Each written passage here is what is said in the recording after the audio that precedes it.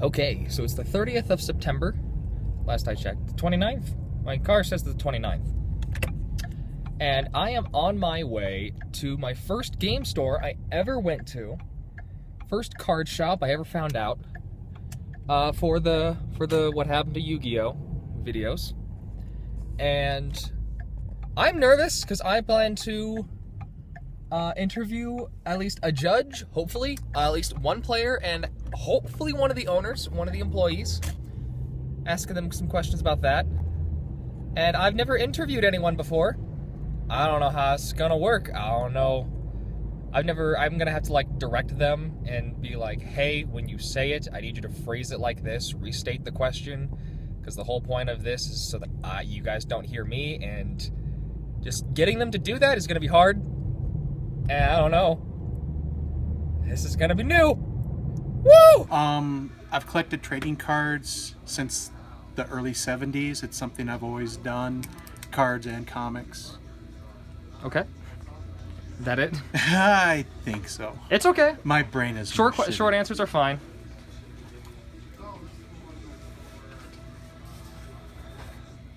I've always collected cards and comics since the 70s. I got involved in it working in another shop and started here in 1990. And 2000, Brad Alexander and myself took over the store. Oh my goodness gracious. Give me 1 second, bud. That's okay. My brain. We can take a pause. I need a drink. A monster drink. Yeah, I was gonna say, I was like, okay, do I... Since you've moved, I'm gonna have to No problem. redo the. I am so sorry. No, it's fine. It's an easy fix. Okay, it's just my brain is. I can't blame you. I have no idea what you've been going through today. It's just from the minute I got here, my brain just hasn't been functioning. Mm-hmm. It doesn't want to wake up. Oh, I hate It needs coffee, and I don't drink coffee. What? I had to kick that too. I hated the taste of coffee, and then I started. Oh, I despise it. Yeah, I know, Even the smell of it some days just. Really, I've always loved the smell, but it always tastes like dirt water. Are you drinking dirt water instead of coffee? No, I'm just drinking coffee. Okay. Just drinking the bean juice. Which I think leads nicely to your next question.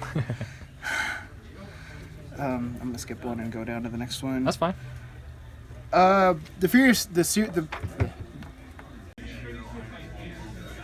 Okay, whenever you're ready.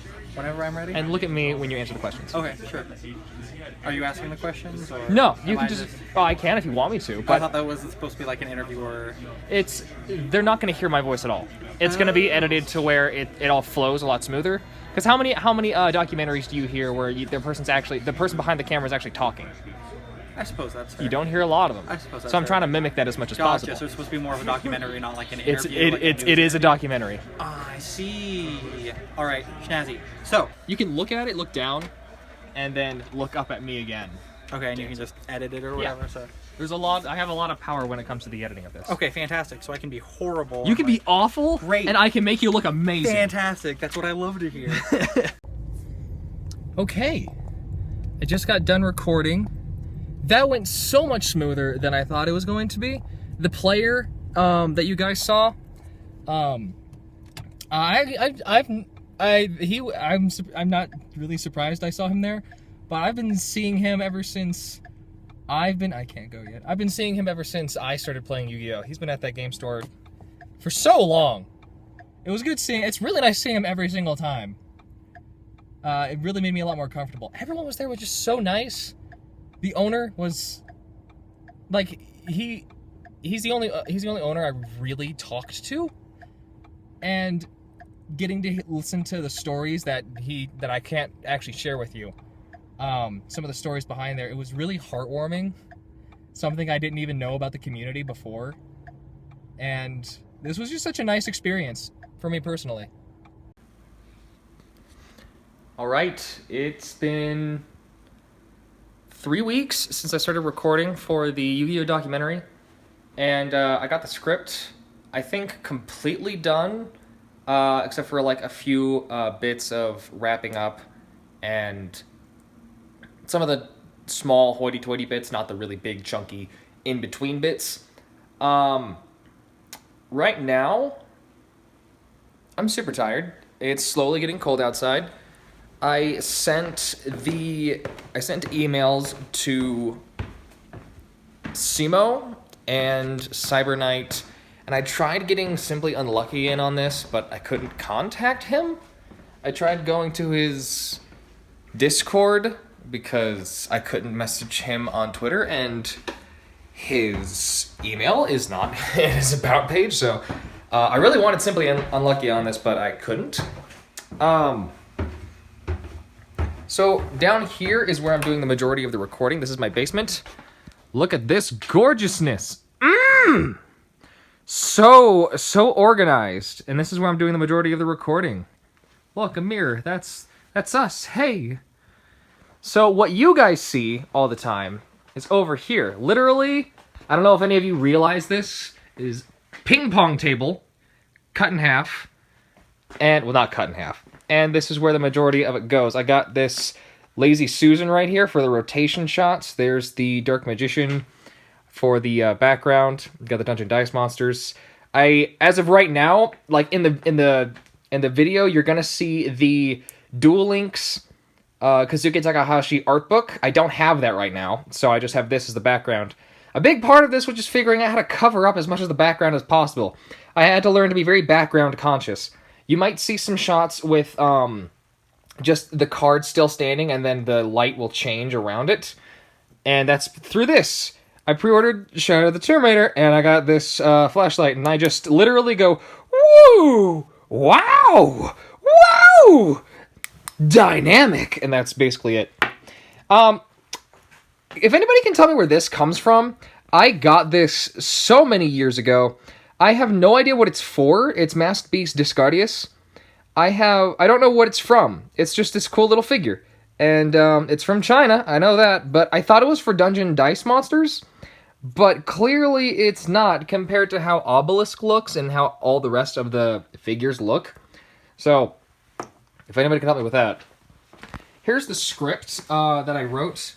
I printed it all out. I'm currently on page 3? Yeah. So I highlighted all the bits that I'm like, hey, I have to get a good shot of this. Make sure these parts look good, and I just check off what I don't need, like right here.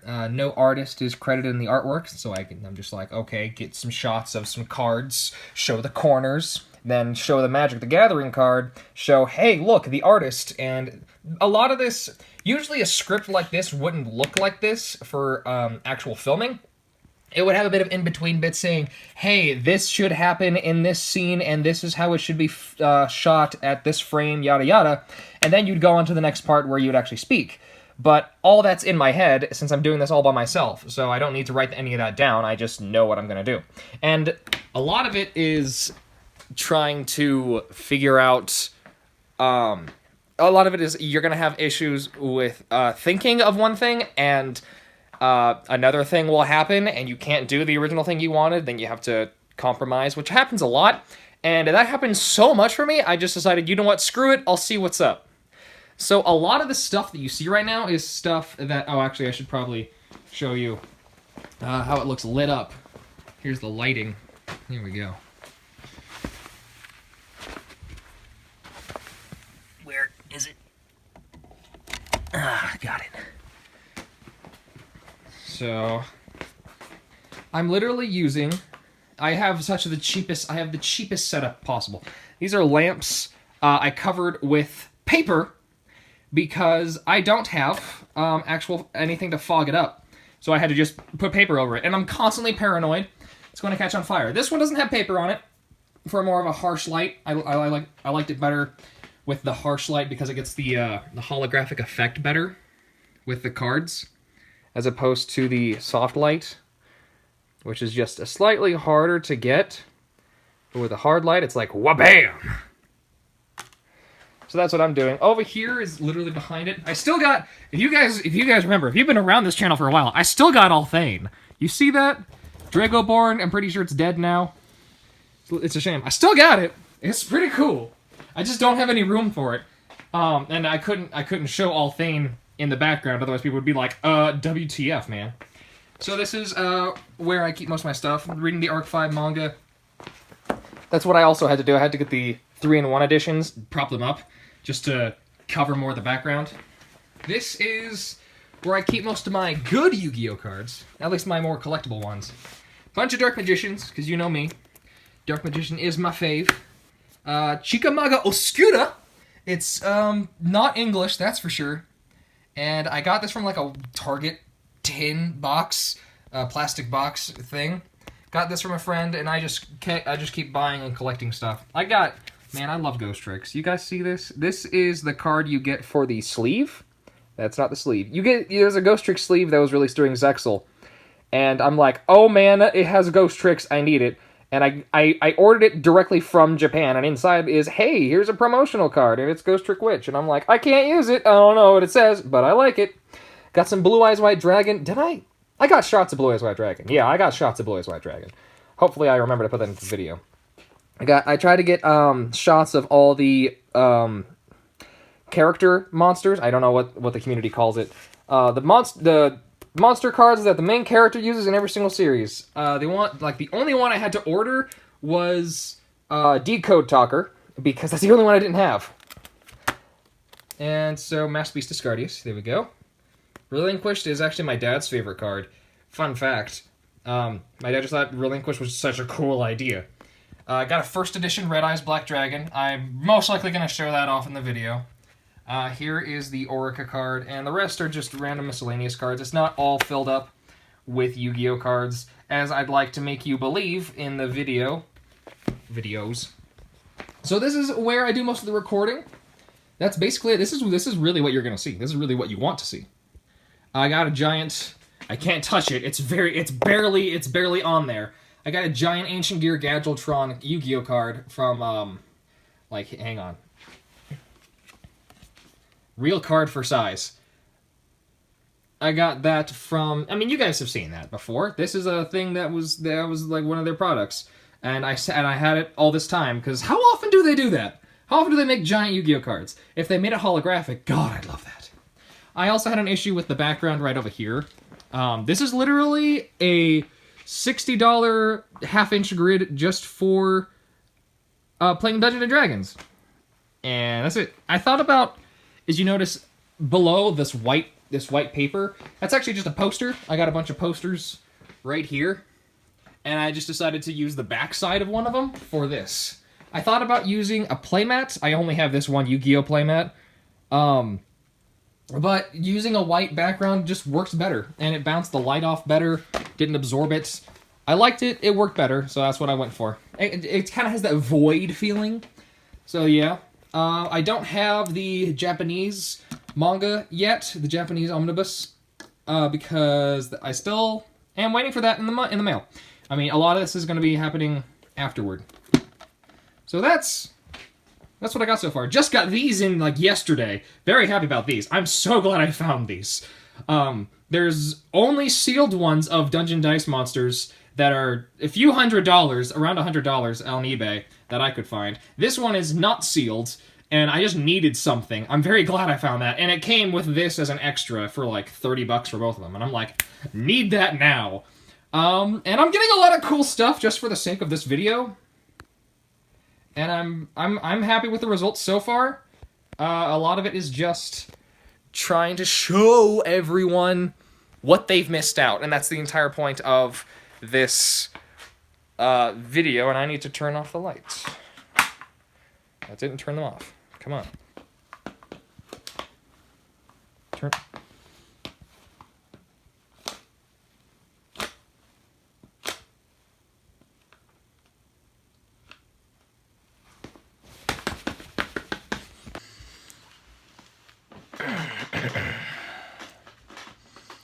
I just finished the second part to the Yu-Gi-Oh! Documentary.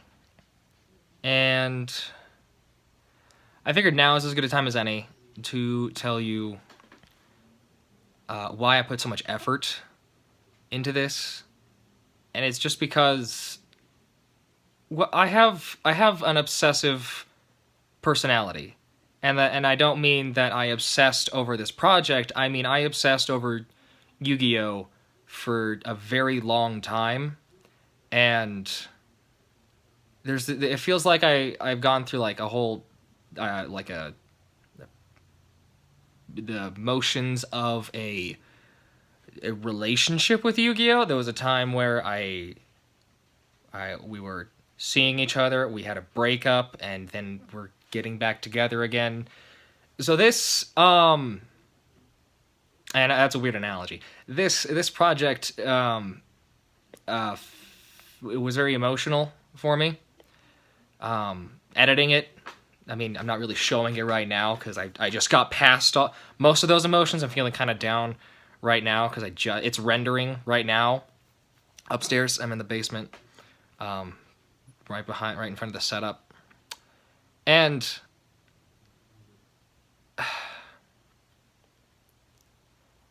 I just needed this to be the best I could make it because of how important it was to me. This was... I mean, Yu-Gi-Oh! Is the thing that set me down the road for all of this. I mean, without Yu-Gi-Oh! I wouldn't have known about card games, I wouldn't have learned about card shops, I wouldn't have made pretty much all of my friends. Almost all my friends. Almost all of them. I'm starting to remember, there are a few of them that I met not through card games. And so... Still sick. Okay. I became sick in between the last bit of this video and now. So because it actually helped me socialize, helped me become a more rounded person in terms of how introverted I was. Through elementary school,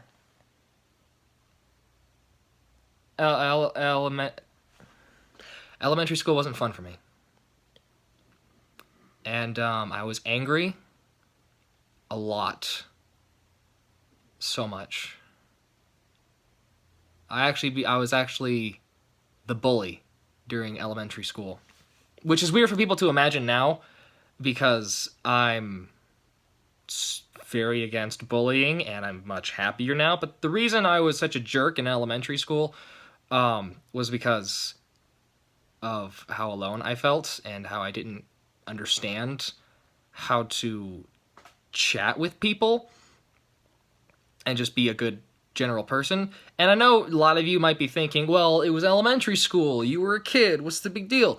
And like, yeah, but it's bugged me for so long that I'm 21 right now, and I still think about it to this day.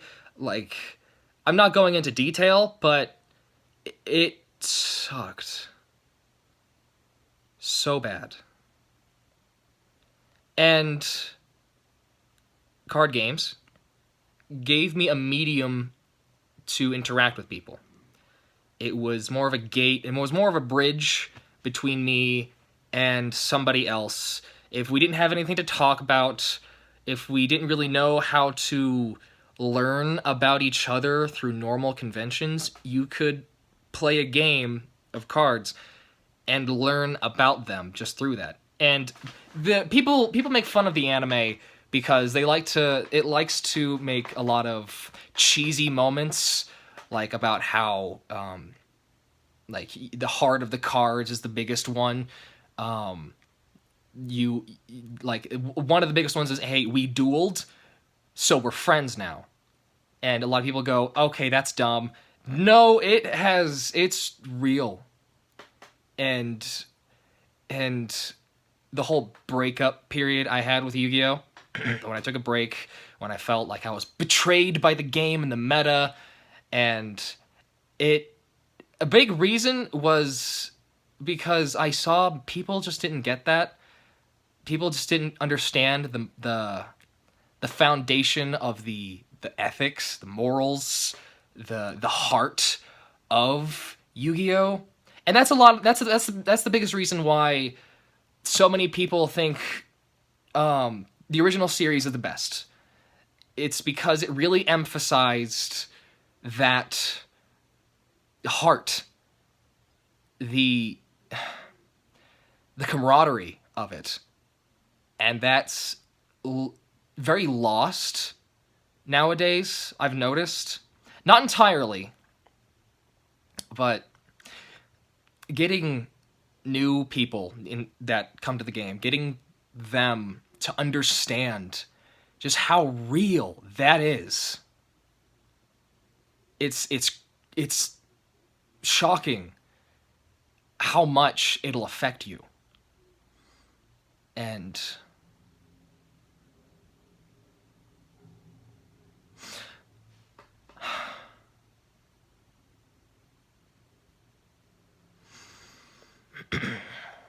so anyway, that's the reason I had to make this. It's the reason I made this video, this documentary. I couldn't make it as good as I wanted it to. Like, I wanted to use a DSLR camera. Didn't have the money. I used my phone. Just cranked the settings up to max. Got like 4K footage for all of it, even though it's a 1080p file. And it just downscaled. It still looks better.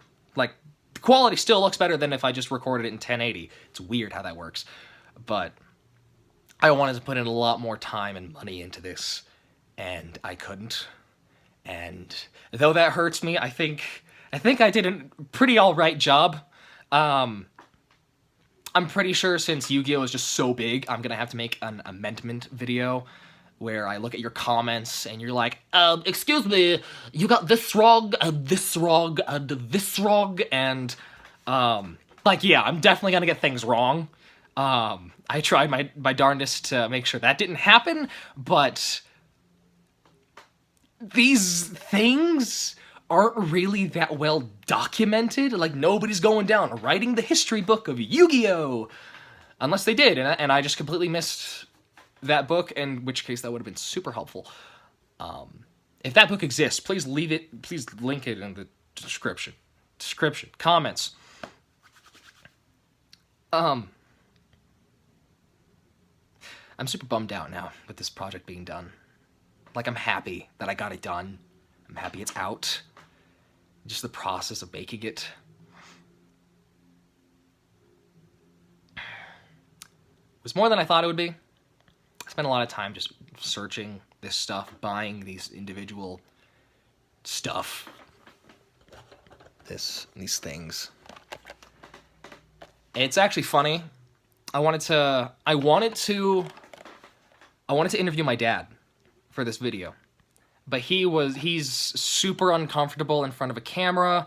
He hates the way he sounds in being recorded, and he's like, he'd need like a list of all the questions, understandable, and like several days to formulate it, maybe get note cards and write it down. And I'm like, geez, that is an issue. He actually, the main reason I wanted him in this this documentary is because he talks about how difficult it was to buy me things for Christmas, because all I wanted was Yu-Gi-Oh cards. Period. I didn't care about anything else. It was just Yu-Gi-Oh. And he said he wanted to diversify what he was getting me. And really, you should. Like, you realize now that if you just get a kid one thing, it's not fulfilling. So tip to all you parents out there, get them what they want, get them some different things so that they feel like they didn't just have do that. I don't know where I was going with that, but you should do that. This over here, the Dark Magician Kotobukiya statue. This was given to me by my granddad, by my grandfather, my papa. And before he passed from stage 4 skin cancer. So I kind of had to include this in the video. Like, it felt really wrong not to. Getting these figures, it always feels like a waste of money to me. But God, they look so pretty. And every time I see a new one come out, especially with that huge wave they did for the Dark Side of Dimensions with all the Magician girls, I was just so bummed. I just like, I can't get them. I haven't set aside money. But I wanted them so bad, because now I have just a big attachment to these things. So, yeah. I think that's everything I wanted to talk about. You may have noticed that some people who I thought were going to be in the video aren't. They just stopped responding. And I understand. I mean, like, I'm not huge, and I don't really deserve their time. So, them even just humoring me in the beginning, at least I got a little excited out of that. So I'm really grateful to Simo and Mega Capital G for giving me a chance. Yeah.